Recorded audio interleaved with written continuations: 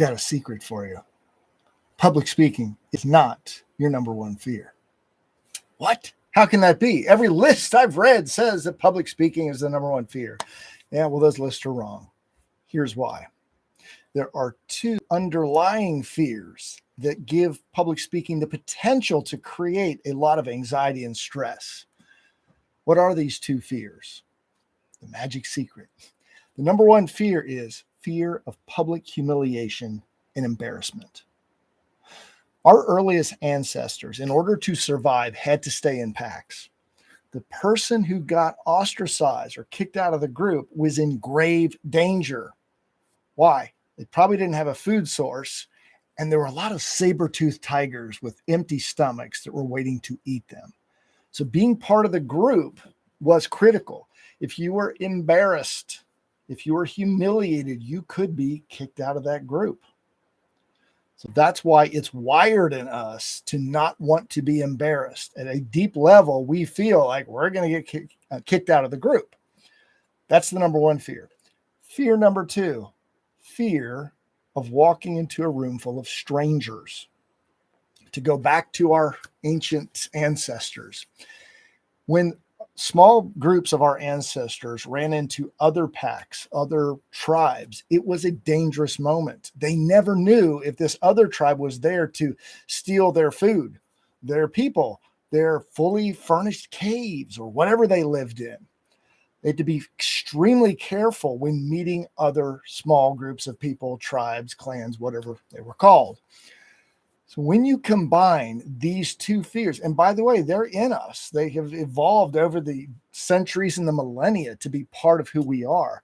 This is why we get nervous and anxious when we stand up to speak. Speaking is the potential to be embarrassed or humiliated in front of a group of strangers. And you're not going to get rid of this fear, by the way. What you can learn to do is manage it. One of the easiest ways to do this is before you stand in front of a group and speak, or even a camera, remind yourself, number one, the group in front of you is well fed. They've probably eaten within the last few hours. They are not going to attack and eat you. And there's a pretty good chance they're not there to steal your possessions.